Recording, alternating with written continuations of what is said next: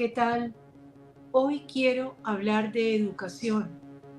Por todos lados se encuentra un mundo lleno de problemas, lleno de dificultades y las miradas se enfocan hacia la educación. La educación. ¿Qué le está pasando a la educación? Lo que estamos viviendo es fruto de una buena, mala, equivocada educación. ¿Qué pasa con la educación? Bueno, hace unos meses, unos años, habíamos entrevistado al doctor Juan Carlos Pérez y hoy lo quiero volver a traer, precisamente él que es un experto en educación, para que nos diga qué fue lo que le pasó a la educación. Fallamos, nos equivocamos, quedó grande. Este mundo, ¿qué tiene que ver toda la crisis del mundo de hoy con educación? Aquí te abro los micrófonos para que nos hables tú desde donde estás, en el lugar que estás ocupando en educación. ¿Qué le pasó a la educación, Juan Carlos? Hola Gloria y a todos los que nos ven. Primero que todo, expresar mi emoción por estar nuevamente aquí contigo y hablando de lo que a mí más me apasiona, que es la educación. ¿Y por qué lo que más me apasiona? Porque hablar del ser humano, hablar del desarrollo humano, pues hay que hablar de educación. Frente a tu pregunta concreta, Gloria, yo creo que más allá de darle culpas a la educación o señalar a la educación en fallas, es importante, Gloria, que tengamos claro que en los sistemas sociales la educación se articula como la gran estrategia para formar ese ser humano que se necesita para asumir unos planes de desarrollo, para asumir como unos ideales que se establecen desde lo económico, lo social, lo político. Entonces, para no devolvernos mucho en el tiempo, vámonos nomás al siglo pasado, cuando surge este nuevo modelo económico que algunos llaman el modelo postfordiano o la globalización, donde se plantean unas reglas de juego para las diferentes sociedades, los diferentes países. Y ante esas reglas de juego, obviamente, se dice, se requiere un ser humano con unas competencias diferentes.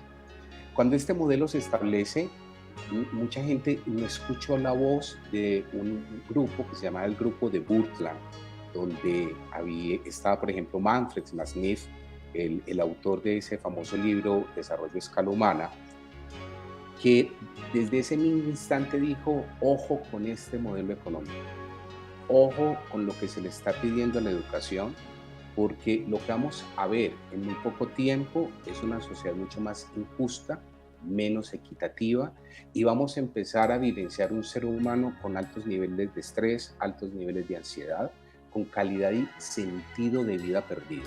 Vamos ¿Por a qué ver pudo ver él que, esto, Juan Carlos? ¿Por qué pudo ver él esto? mira, Manfred Machniff, para quienes no lo han oído mencionar, él se ganó el premio Nobel en la economía alternativa, porque Manfred Machniff, dentro de su formación como economista, se dedicó, digamos, a generar un observador más allá de la rentabilidad, los retornos operativos de inversiones económicas. Se dedicó a analizar las variables económicas, pero a la luz del humano.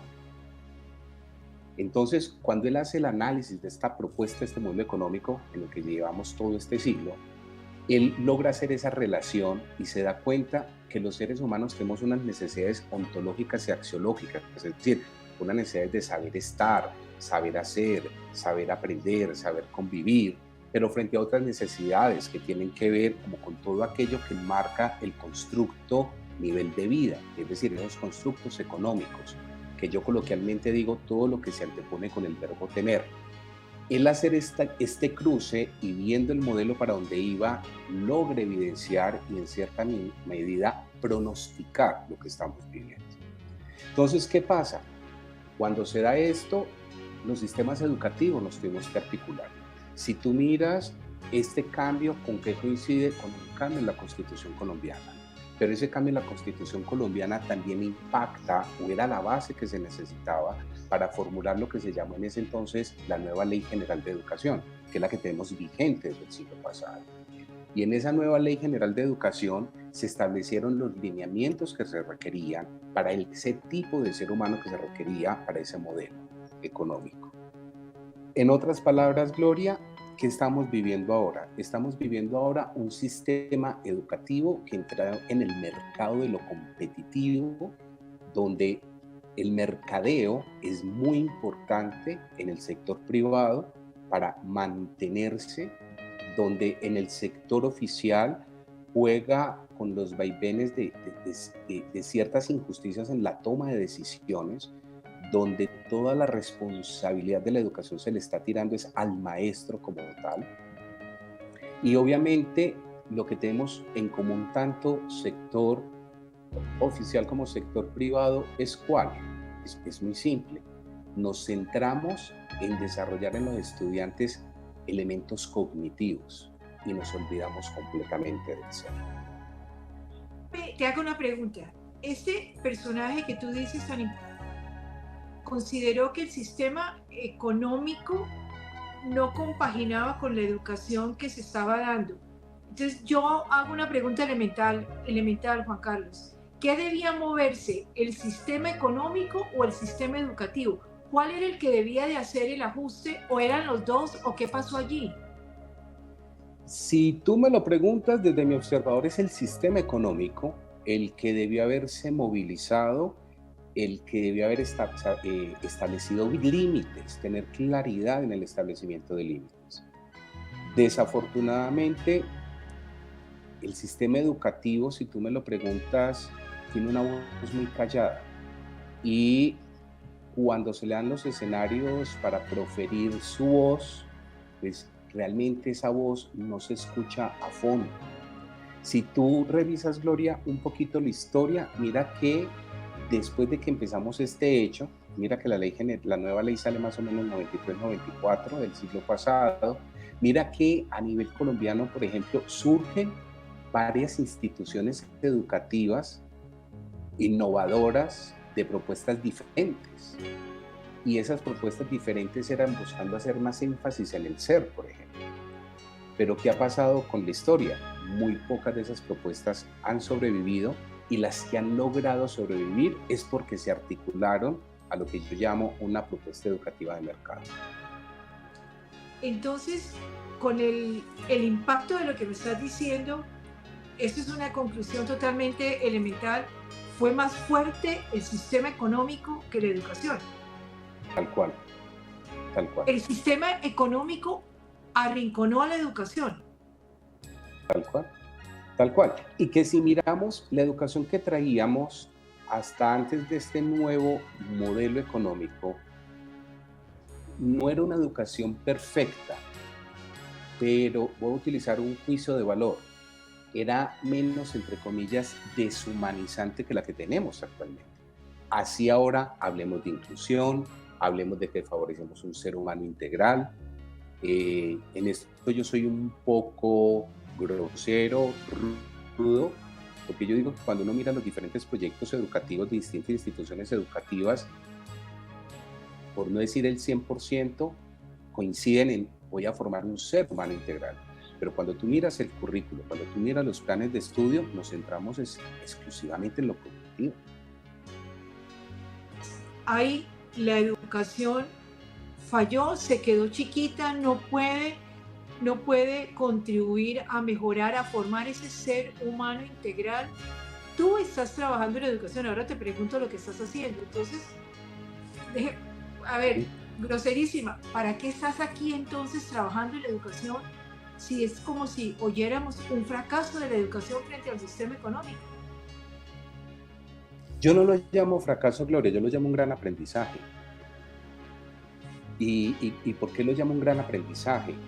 Porque, y me voy a adelantar un poquito, quizás a la alternativa que hay que trabajar, hay que volver a la génesis de la educación. ¿Y qué es volver a la génesis de la educación? Volver a su esencia, el por qué surge en la sociedad humana la educación. La educación surge como aquel elemento que favorece un desarrollo humano. Y favorece un desarrollo humano, si nos remontamos a los griegos decían en el cuerpo, en la mente y en el espíritu. En el contexto actual decimos favorecer un desarrollo humano desde lo metabólico corporal, desde lo emocional espiritual y desde lo cognitivo social. Lo que pasa es que el aprendizaje que tenemos que tener, y aquí voy a retomar un autor que a mí me encanta, que es Quino, y digo que en su obra magna, Mafalda, en este tiempo hemos sido, y qué pena la falta de humildad me incluyo en ese combo, pocas las personas que venimos trabajando fuertemente frente a esto, pero con una convicción. Quizás no alcancemos a parar la locomotora, pero sí le sacamos ronchas al maquinista. Entonces, desde aquí yo he tenido la posibilidad de encontrarme no solamente con gente en Colombia, sino con gente en Chile, en Perú, en Costa Rica, que se vienen haciendo apuestas para recuperar esa génesis. Porque es que el reto que nos está poniendo la sociedad, que nos pone el sector productivo y de servicios, por ejemplo, es que ustedes tienen que formar el ser humano que necesitamos para que se inserte en el mundo laboral. Pero si miramos la realidad ahora, Gloria, nuestros adolescentes o jóvenes, adultos jóvenes, lo que menos les interesa es invertir 5 años de su vida en una universidad, en una profesión, para salir a un mundo laboral donde la compensación salarial va a estar muy por debajo de lo que él puede percibir si es un deportista de alto rendimiento, si es un influencer o se dedica a otro tipo de emprendimientos. Déjame aquí, vamos, ya me sigues explicando, Juan Carlos.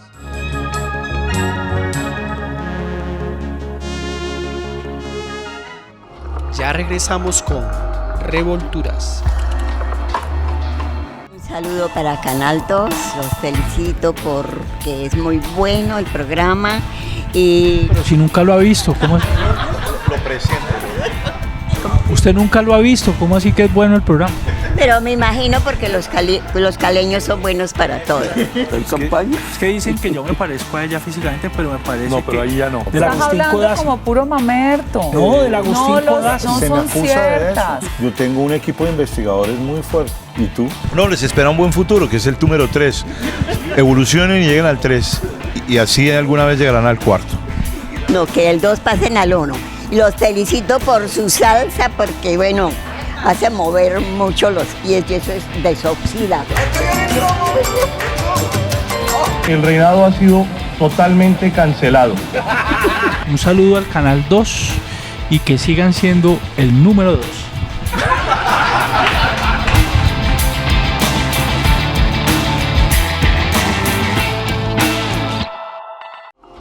Estamos con Revolturas. Juan Carlos, esos Quijotes de la educación, como tú y otros, es que da una sensación como de impotencia muy grande.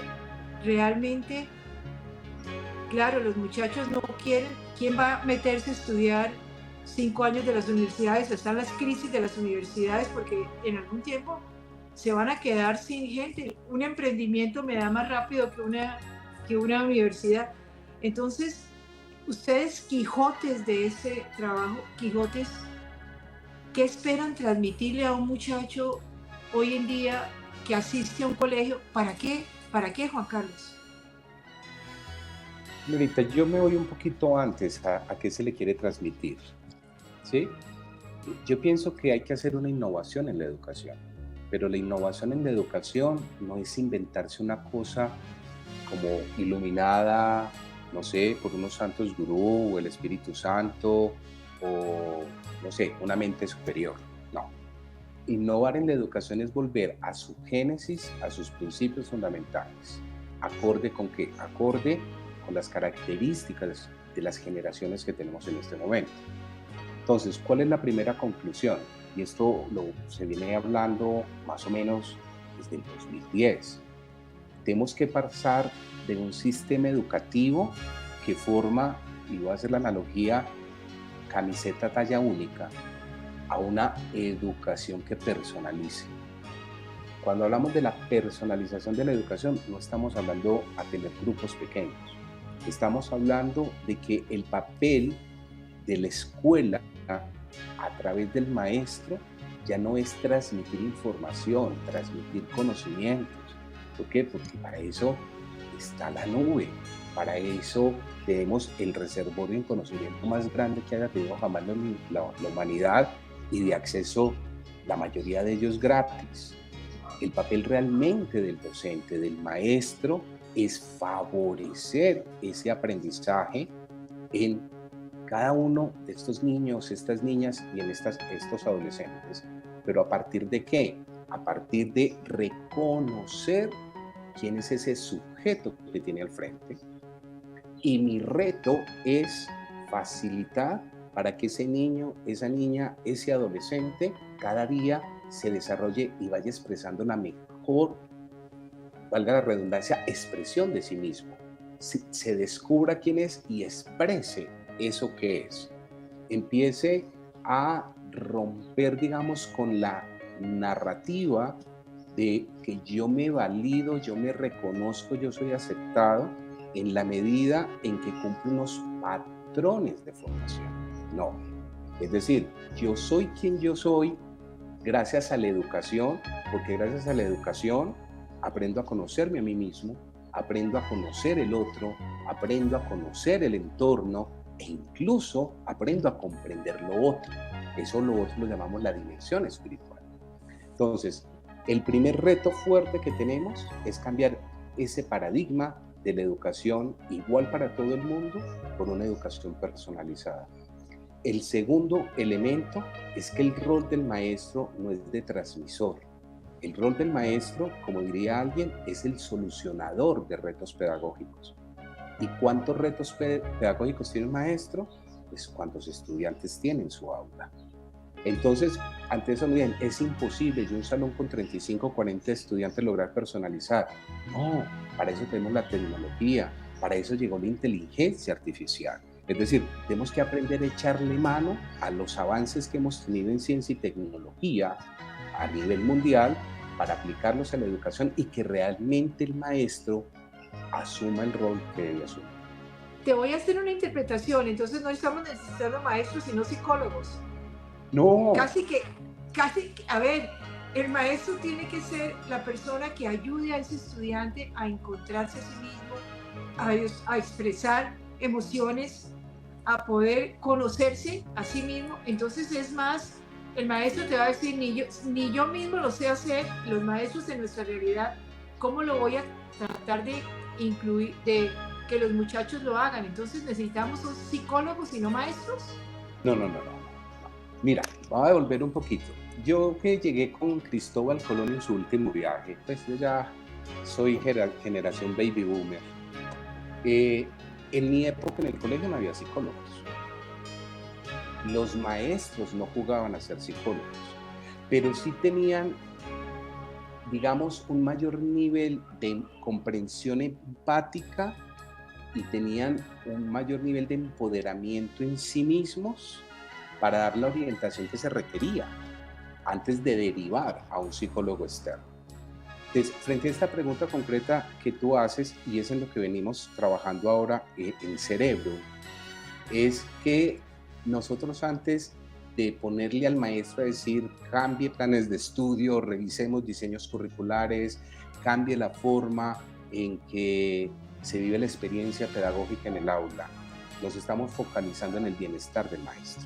Nos estamos focalizando en que el maestro vuelva o aprenda a sentirse gusto con quien es, desarrolle indicadores de saber de esa parte metabólica corporal de sí mismo, de sus emociones, que aprenda a gestionar sus emociones, a autorregular las emociones, que tenga un sentido, un propósito claro de vida frente a lo que vive cada día. Porque es que en cuanto al propósito de vida o el sentido de vida, desde la perspectiva del bienestar fundamentado en la neurociencia, no es qué proyecto yo tengo para largo plazo, sino lo que yo estoy haciendo aquí y ahora, con lo que me tocó hacer aquí y ahora, lo disfruto, lo amo y asumo los elementos que requiero para seguir en mi camino. Juan Carlos, señora, ¿por qué tú me lo dices muy claro, tuve unos maestros diferentes y no había necesidad de psicólogo? ¿Por qué se perdió eso? ¿El sistema económico también acabó con esto? ¿Qué pasó para que ese maestro de esa época ya no volvieran a generarse más generaciones de educadores así. ¿Qué le pasó? A ver, Gloria, lo que te voy a plantear, no te puedo decir que tengo en todo una data. Hay cosas que sí están soportadas en data. ¿Y cuál es la data? La data es que ni siquiera a nivel de Colombia, a nivel mundial, la población ocupacional que tiene más problemas de salud mental y de falta de calidad en cuanto a las variables del bienestar son los maestros. ¿Sí? Porque esa acción de ser maestro, mira en lo particular, exceptuando 2 o 3 países en el mundo, el maestro, voy a dar una expresión muy dura, Gloria, es un mal necesario. ¿En qué sentido digo que es un mal necesario? En el sentido de que para mí es el profesional más importante, el que mejor se debe formar, al que mejor se le debe dar apoyo permanente en su desarrollo profesional. Y si lo miramos desde el punto de vista económico, es quien debe ser mejor remunerado. Porque en las manos de este ser humano es donde está la vida de miles de seres humanos y por ende de una sociedad. Entonces, te voy a hablar del caso particular en Colombia. En Colombia, ante cada conflicto social que tenemos, ante cada aspecto que requiera una pugna política, todo se le tira al maestro. Entonces hay que montar este proyecto obligatorio, hay que montar esta cátedra y al maestro se le tiran y se le tiran responsabilidades. Tenemos una caracterización de familias modernas donde papá y mamá no han asumido 100% la responsabilidad que implica esa paternidad y esa maternidad, sino que la están depositando ¿en quién? En la escuela, en los maestros. Entonces, tenemos a un maestro altamente presionado, un maestro que es contratado tiempo completo, pongamos el horario actual tiempo completo, 45 horas, de esas 45 horas le pueden programar 30 horas de clase y el resto tiene que atender padres de familia, tiene que planear clase, tiene que evaluar, tiene que hacer acompañamiento en los descansos. Entonces tenemos un maestro que tiene que llevarse trabajo para la casa. Sí o sí se tiene que llevar trabajo para la casa. ¿Y dónde está su vida personal? ¿Dónde está su vida familiar? Es decir, hay una serie de condiciones que han llevado a que nuestros maestros digan eso. Pero en esa es en la que tengo la data. En que ya no tengo la data precisa, pero ha sido en estos más de 30 años que vengo trabajando en el sector. Me apasiona y aquí a lo mejor voy a hacer el harakiri. 2 elementos. Uno, pues cada día es menor el número de personas que quieren ser maestros. Claro, eso te iba a preguntar, lógico, ¿quién se va a meter en esa vaca loca? Exactamente. Entonces nos estamos quedando sin maestros, Gloria. Nos estamos quedando sin maestros. Entonces, ¿qué está pasando? Nos estamos quedando sin maestros. La aseveración que voy a decir, pues me hago responsable con todo el respeto.